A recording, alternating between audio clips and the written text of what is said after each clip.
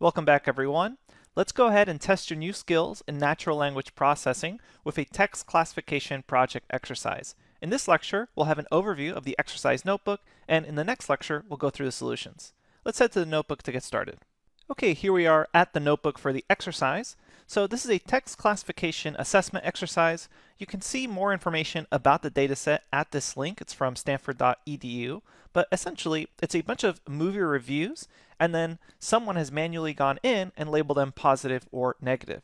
You can imagine that creating a model that can take in a raw text movie review and then output a label such as positive or negative would be very useful for perhaps a website that wanted to aggregate movie reviews across the internet and then label them positive or negative to get some sort of aggregate critic score or aggregate user score. Very similar to what Rotten Tomatoes does. This way, we can just have the algorithm read the review instead of having someone manually read hundreds of thousands of future reviews.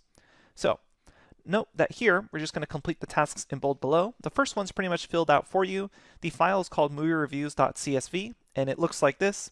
So you have this label, NEG for negative, POS for positive, and then it's the actual text of the review. So how do films like blah blah, some talented actresses, blah blah. And then we want you to check to see if there's any missing values. You should notice that there are some reviews that are just missing. So then we'll want you to remove those reviews. And then you'll also have to check what is a common occurrence in string and text data, where instead of having a value be null, it's actually just a blank string. And it could be an empty string or a string of just a few spaces. And so what we want you to do is figure out how you can actually find empty text strings that there's no actual letters in that review. Now, there are many ways you could actually do this, and we have a link here for a big hint, but really I want you to try your best to do this on your own because there are some reviews that we put into this dataset that are just blank or empty strings that could be one space, two space, or no spaces. So you should notice there are 27 of those, and you'll notice that they appear to just be blank reviews. So again, these are not null values, they're actually just empty strings. So you'll go ahead and find those and then drop them and remove them. After that, you should be able to confirm the value counts per label, which is 969 for positive, 969 for negative. Then you can perform an exploratory data analysis on the bag of words model, and we do have this bonus task. And this bonus task, again, is actually not something we showed you. Again, it's another task and skill set we want you to be able to achieve on your own through a little bit of Google searching. Of course, we always have these hyperlinks for kind of big hints as far as what Stack Overflow post will give you a big nudge in the right direction on how to solve this. But for this task, we want you to figure out, can you use just the count vectorizer model to get the top 20 words per label type? So essentially what we're asking for is, what are the top 20 words for negative reviews and the top 20 words for positive reviews? And that is not including English stop words. So you should use count vectorizer to remove those stop words before performing this sort of frequency count. And you should see that the top 20 words used for negative reviews are actually extremely similar to the top 20 words for positive reviews.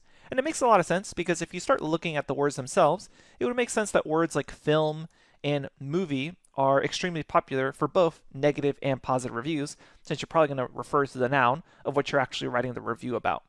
Okay, so go ahead and see if you can figure that out. Again, it's a bonus task, so if you can't figure it out, don't worry too much. We will go through it in the solution, but there is a big hint here if you want to click on that link. Then after that, we move on to training and data. So you'll split the data into features and label, that is X and Y, perform that train test split. You can use whatever settings you like, but if you want to match up to the solutions notebook, we use a test size of 0.2 and then a random state of 101. Then for the training, we'll have you create a pipeline that both creates the TF-IDF vector out of the raw text data and then any supervised learning model of your choice. So note here, we used linear support vector classifier for our model. Then you'll create a classification report and plot a confusion matrix. You should get something around like 83% for precision, recall, and accuracy. And this was our confusion matrix. Obviously, you can perform cross-validation, grid searches, etc. to try to improve on that performance. Okay, that's it for this overview. I'll see you at the next lecture where we go over the solutions.